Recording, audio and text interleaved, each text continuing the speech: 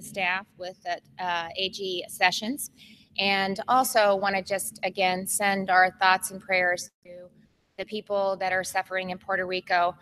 We have deployed from the Iowa Army National Guard 24 soldiers to Puerto Rico to help with security and safety during their time of need. So good morning and welcome to the Saydel High School. The Lieutenant Governor and I are delighted to be here today and are certainly grateful to Superintendent Doug Wheeler and his staff, Principal Schultz, for hosting us for this press conference. I'd also like to recognize Iowa College Student Aid Commission Executive Director Karen Mischak, who will be speaking in just a bit. You know, my goal as governor of the great state of Iowa is to build a better Iowa. And one of the ways that this can be done, and one of my top 4 priorities, is by educating our children for a knowledge economy. For that to happen, we know that we need to make higher education more accessible and attainable for all Iowans, especially underserved. This morning, we're going to tell you about an important tool that helps Iowa seniors in their quest to secure more financial aid for college or career training. It's called the Free Application for Federal Student Aid, or FAFSA. I certainly remember, it's been a while, but I remember how hard Kevin and I worked to help our 3 daughters through school, and certainly know that every dollar counts. And that's why we're making sure that high school seniors complete their FAFSA, why that is so critical. This form, the FAFSA form, opens doors to most financial aid, including federal Pell Grants, federal student loans, federal work-study programs, and most forms of state aid. We're lucky in Iowa that about 2/3 of high school seniors file the form each year, but what we've also learned is that some of the low-income students are among the least likely to file, and those are the ones that can most benefit, which brings us to today's announcement. The Iowa College Student Aid Commission is expanding its existing FAFSA completion initiative, and it includes a new partnership with Iowa area education agencies that launches this fall. In addition, a new national service grant places AmeriCorps and VISTA members in 6 Iowa communities, and they will directly assist schools and students in helping them complete the FAFSA. We're at Saydel today because this high school is the newest of 114 school districts participating in the initiative, and again, really helping open the door to higher education for students. We're so proud that Iowa leads the nation in high school graduation, and that Iowa places a premium on funding pre-K through 12 education. It accounts for 45% of the state's general fund money, and K-12 investment in education has never been higher. So now we must ensure that our high school seniors continue on a path of higher education or training. FAFSA completion, creating career pathways, work-based learning, apprenticeships, STEM, and continuing to nurture high-quality partnerships all are key to helping us meet our Future Ready Iowa goals of having 70% of Iowans in the workforce have either education or training beyond high school by 2025. Our goal is to grow and retain a strong career-ready generation to fuel our increasingly innovative economy, and to make sure that employers have the skilled workforce they need to grow and innovate. Preparing our students for the jobs of tomorrow is an integral part of ensuring the continued economic success of our state. And now I would like to bring to the podium the Lieutenant Governor, and he's going to tell you a little bit more about FAFSA. Lieutenant Governor. Thank you, Governor Reynolds, and thank you to Saydel High School for hosting us today, and good morning to all of you. Iowa's post-secondary readiness report tells us that 71% of our recent high school graduates went on to either college or career training within 1 year. Increasing that percentage is essential so that all students have good job opportunities. We can do that by helping students and their families understand the importance of filing the FAFSA. The window to file the FAFSA for the 2018-19 school year opens in less than a week on Sunday, October 1st. Seniors should fill out their FAFSA as soon as possible by going to fafsa.gov. That's FAFSA.gov. Filing the FAFSA determines eligibility for financial aid. For example, the average Pell Grant award for Iowans is $3,450. That's real money. But students can only receive Pell Grants if they complete the FAFSA. Filing the FAFSA can also help students get state and school-based financial aid. And completing the FAFSA is easier than ever. The process has been streamlined and students have more time to file. More Iowa students completing the FAFSA will help young adults and our state reach our goal of 70% of the workforce having education or training beyond high school by 2025. And as the governor pointed out earlier, FAFSA is another way for our young people to prepare for the knowledge economy. And now I'd like to turn it over to Karen Misjak. She leads the Iowa College Student Aid Commission and will share more details. Karen?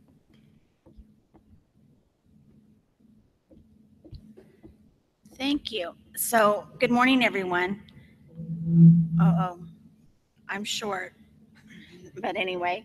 So, Iowa College Aid is the state agency that oversees the FAFSA completion initiative for the state of Iowa, and we provide the schools with data and information that they need in order to help increase the FAFSA completion rate. So, how many of the seniors out there, how many of you plan to go on to college? Yay, that's a great percentage. So Sadell, as was mentioned, just became a registered school, and so they're going to be participating in the FAFSA completion initiative, and they'll have access to data that will show them not only how many seniors have completed the FAFSA, but which senior has completed the FAFSA. And this information allows the school to provide targeted assistance to students and families if they need additional help in order to complete the FAFSA. So that's something that you really need to remember. You need to talk to your school counselors or teachers in case you need additional help in doing that. The FAFSA completion initiative is part of the Iowa College Aid Course to College program. It's a 5-step process to increase college access for Iowa students. And the first step is building a college-going culture, which helps students to research different career pathways and the education required for the careers that you're interested in pursuing. So you need to start thinking about, what different careers that you might be interested in. And then the second step is the college application campaign. And so I know that Sadell High School, they've told me that they're going to participate in this initiative, which helps students apply to college. And so that's something that you need to do the fall of your senior year. And we encourage students to apply to more than one college so that you can research and see the cost and the different programs offered by the institutions so that it will help you make the right decision. The third step is completing the FAFSA, which that's why we're here today. So as the Lieutenant Governor indicated, it's opening October the 1st. And you need to complete this form as soon as possible because the one thing that it does, it identifies all financial aid, both federal and state, that you might be eligible to receive. And sometimes there's deadlines on those applications for certain financial aid. So you need to do that as early as you can. And the fourth step, which I also believe that Sadell High School will be participating in, is the College Decision Day. So that'll happen next spring. And this is where we'll be celebrating your decision to attend the college of your choice. And the final step is addressing summer transition. So after graduation and during the summer, students might have questions about transitioning onto college. So this is a step that we will provide some toolkits to the schools in order to help you do the transition from high school to college. Also, Iowa College Aid provides continuing education for the high school counselors and teachers on college and career readiness, and this increases their knowledge on how to work with students on college and career decisions. All of these initiatives, along with the other programs that Iowa College Aid oversees, are designed to increase college access, success, and completion, and take us closer to the 70% goal that the governor has set for Iowa. So now I'm going to turn it over to Superintendent Wheeler to make some additional comments.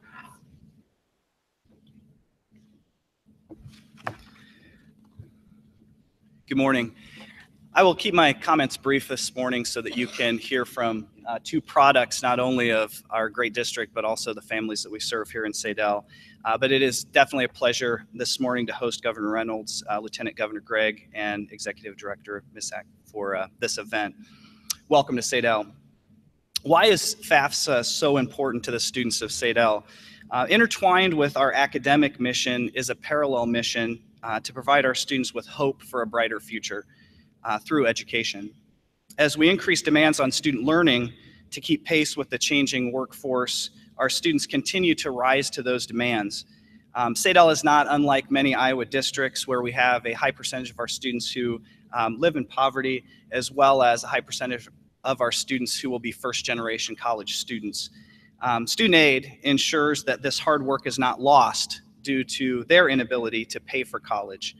For this reason, we not only have seniors here today, but we also have some 8th grade students here today so that they can see that pathway up and the opportunities that are available to access college in the future. It's our job through quality schools and federal programs like FAFSA that we support these students where they cannot sometimes support themselves. After all, someone did it for us, right? Sadell is proud to be part of this FAFSA completion initiative, encouraging completion of this important application as we encourage much needed post-secondary school experiences for our students.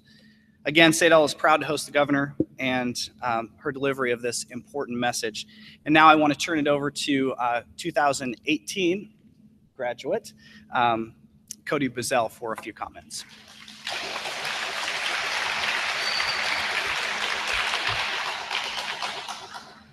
Good morning, everyone. Thank you for being here today. Our main focus today is to signify the importance of FAFSA and how much money it can get you for college.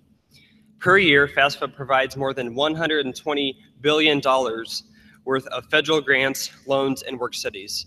I want you all to think about that number, $120 billion per year in the United States. FAFSA could save you thousands of dollars per year, decreasing the amount of your college tuition. For example, next year I want to attend the University of Northern Iowa to receive my bachelor's degree in education. By filling out the FAFSA, I may qualify for extra college assistance in affording my college. Another important aspect on why you should fill out FAFSA is that many colleges require students to complete the FAFSA prior to obtaining any merit-based aid from college. Even if you might not qualify, even if you might not think you might not qualify for any federal aid, you should still fill out the FAFSA so you can receive additional scholarships from your college. Thank you.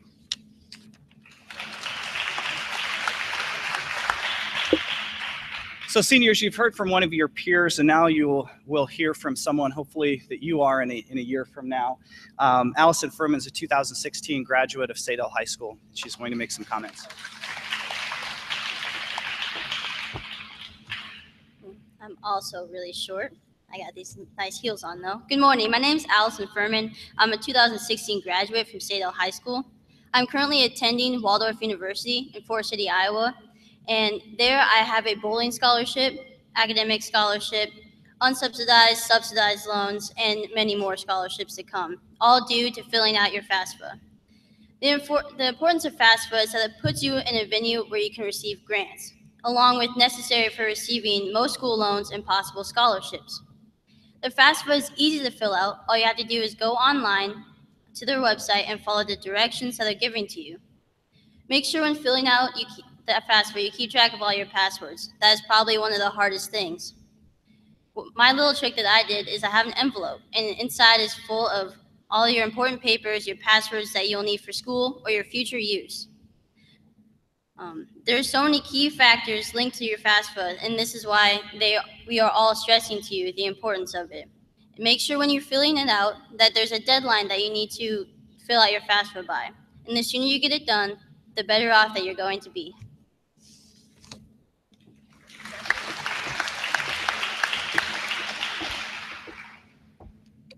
Well, thank you, Cody and Allison. Well done. I think before I leave, I'd like to get a little video of you saying just what you said. That was absolutely perfect, and I wish we could take you on the road with us.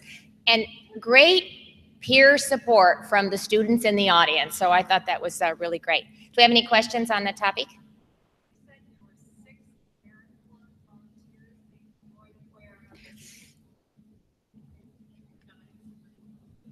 I'm not sure the communities that they're in, so. Yes, so there's 6 communities. One is Sioux City, Ottumwa, Esterville. We'll get Yeah, there's 6 communities that they're going to be deployed. Well, right now, we have both a Gear Up grant and a local college access network formed in all of those communities. And so one of the goals that each of the community has is to increase college attainment rates in their community. And so the FAFSA is one of the first steps. So the core members will be working with students and families in order to help them complete the FAFSA. And the other thing that they're going to be working directly on is the summer transition program in order to help students. Lots of times students plans to go to college at the end of their senior year, but they don't show up on campus. So we're trying to put some program in place to really assist students and families for the transfer from high school to college. Are they part of the ICANN program? No. LCAN. LCAN, yeah. LCAN. Oh.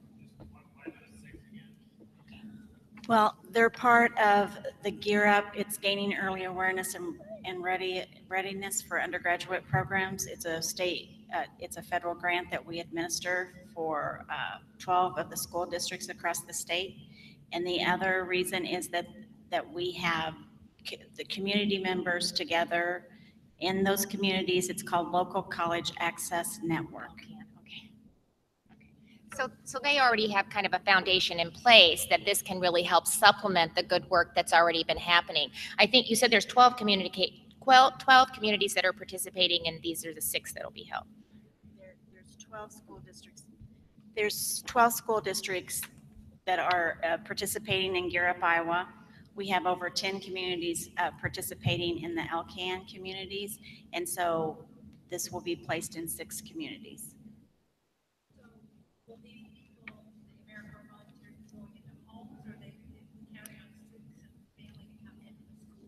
They'll be working with the school districts to identify the best way to do that.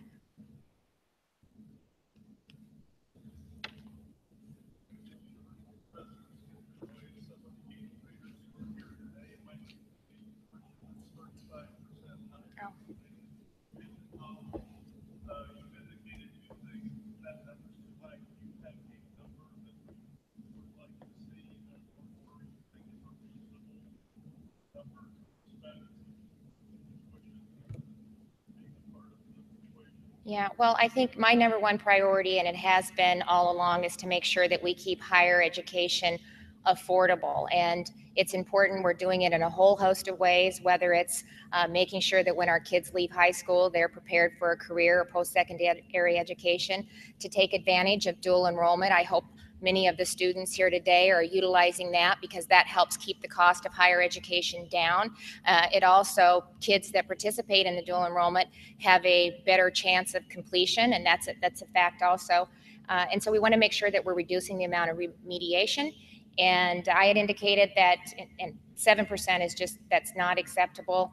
We need to continue to look for ways that we can keep the cost of higher education down. We're working through that. We'll have to put, we'll wait and see what the regions come up with, but I think they need to look for efficiencies that they can provide within each one of the universities, and then put forth a reasonable increase that is not detrimental to families across the state of Iowa.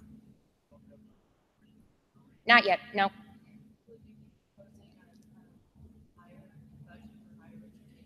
Well, you know, I have to wait. I have to build my budget off of what the December revenue estimating conference, the revenues that they put forth. And so I have to wait and see what they are, and then we'll put our budget together after that.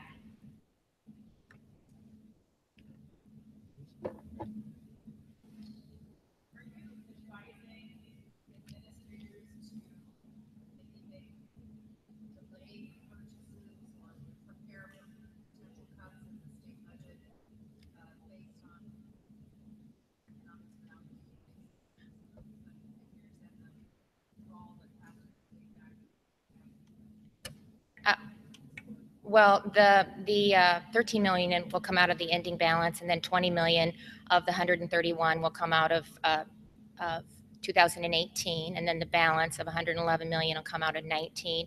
So, you know, each year I task our directors of the various agencies to look for opportunities to find efficiencies within their budget and encourage them to look for ways of providing services with less revenue coming in. And so they are continually looking for opportunities to provide a more efficient and effective government using technology, collaboration with other agencies, and this will be no different than what they've done in the past.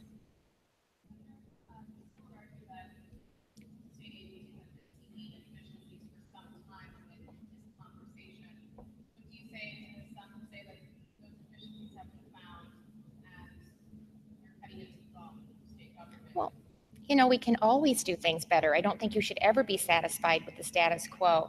And it's a reality that we're dealing with. Revenues are still growing. So we're a state that is still seeing growth. It's just not as robust as the Revenue Estimating Conference had projected. So we're working every day to make sure that we can continue to grow the economy. This last legislative session was, I think, one of the most pro-jobs legislative sessions that we've had in decades. So that's a step in the right direction. So the next step is to look at the tax environment and to look for ways that we can continue to provide business and industry the stability that they need to continue to invest and grow in the state of Iowa. But the biggest thing that I'll just, without question, is workforce. That helps Iowans have a great career, a great quality of life. It ensures that our businesses can continue to grow and innovate. I was in 6 counties last week as we do the 99 county tour. Every business I met with, they're expanding and growing and optimistic about the future. Their biggest barrier right now is ensuring that they have a workforce ready to meet the needs. And so really we're focused on that every single day. And that's by Future Ready Iowa, by education reform, STEM, apprenticeships, internships. So we're doing everything we can to make sure that we have a ready, abled workforce to meet the what I believe is an opportunity for significant growth in our economy.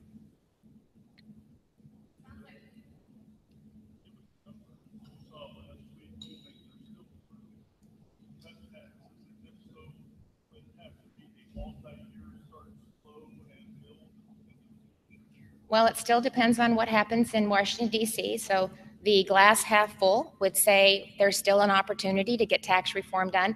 That'll have a bearing on what we're able to do here in Iowa, but we're going to continue to look at different opportunities, run different models, and that's a priority. That's one of my top 4 priorities, is to have the most competitive business environment in the state. That's the next step that we need to take, and so we're going to continue to look for ways to get that done. No, it depends on what we can do. So that's a factor that's going to play in. There's a lot of factors that have played in to what we're going to be able to do with tax reform. And so we're walking through all of those over the interim.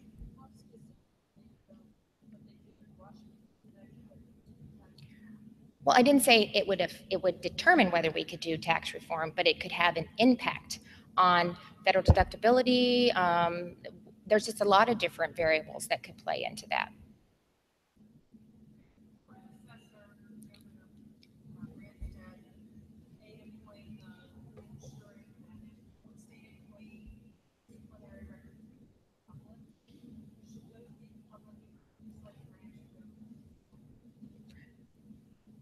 That's a legislative issue. I'm not going to weigh in on that.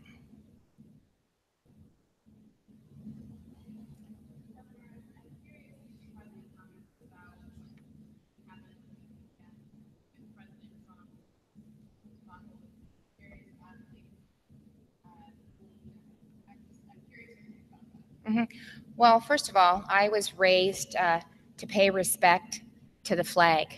That is the symbol that stands for the men and women who have put their life on the line to protect the liberty and freedom that we have the opportunity to enjoy every single day. I've raised my children to respect that flag, to stand, to put their hand across their heart, and to recognize those sacrifices that have been made. And I believe they're raising their children with that same belief. While I respect the First Amendment, I just think it is so disrespectful to the men and women who have served. And I just would encourage them to get out there and do something. Don't take a knee. Get out there and make a difference. Engage, go into these cities, run for office, support a candidate that you think stands for your beliefs. But let's not disrespect the men and women who have served to allow us to have the freedom and liberties that we enjoy each and every day. You know, I want to tell you something. I just got back from Israel. And while I was over there during 9/11, and it's the only other country in the world that has a memorial to pay tribute to the men and women that lost their lives due to the terrorism attack on 9/11. And, you know, it was an American flag that was waving towards the sky with a piece of the trade towers in the base of the memorial. And one of the things that I can remember most from that horrific attack was the day that they draped that enormous American flag over one of the buildings that had been impacted. And that said to the world, that symbol, that American flag, said that we're not going to be deterred. We're going to continue to fight and stand up for the liberty and freedoms and for the greatest country in the world. And I think it was a uniting moment for Americans all across this country and across the world.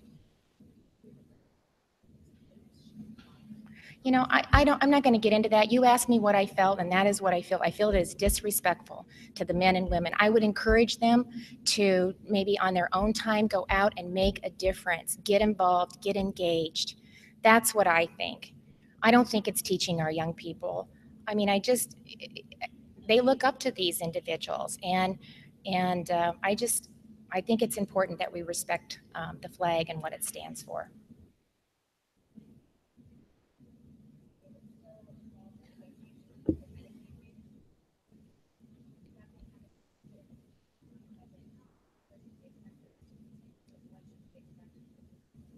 Well, it's balance, and we want to do everything we can to maintain the partnership. We need our providers to be successful, but we also have to maintain our responsibility to the taxpayers of Iowa.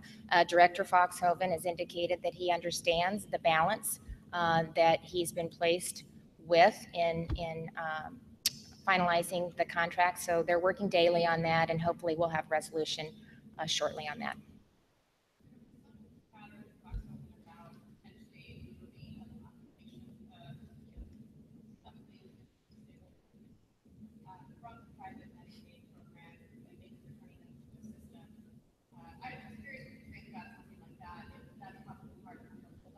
No, I think even what Jerry indicated on Iowa Press was that his comments had been taken out of context, that he didn't necessarily mean pull back from that population, but we might have to look at different ways that we are serving one of the most vulnerable populations that we have. And so I believe that's what he's looking at, and it's a process. I mean, it just takes some time. We're trying to walk a very fine line, again, to make sure that we maintain the partnership, that we move forward with managed care, that we do everything we can to make sure that we're taking care of the most vulnerable Iowans, that we're providing coordinated care and helping them really operate through the system. And so he's balancing all of that, and he's doing a great job.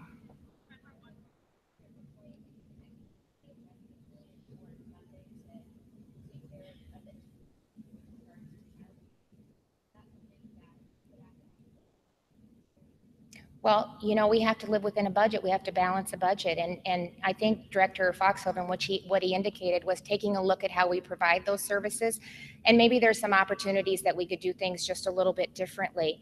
And so I have full confidence in Director Foxhoven. He has come in, he's been on the job, I think 3 months, to do a review top to bottom on how DHS operates. And so he's in the middle of that. He's not only talking to those that are receiving the services, but he's really reached out to a lot of the state employees within the agency. And I respect him for doing that, getting their impact, asking what they think needs to be done in order to help them do their job better. And some of that is removing some of the stuff that's on their plate that they don't need to be doing so that they can more efficiently do the job at hand. So there's a lot of things that can be done. It's not always, I mean, maybe some additional money, but we have to live within our budget.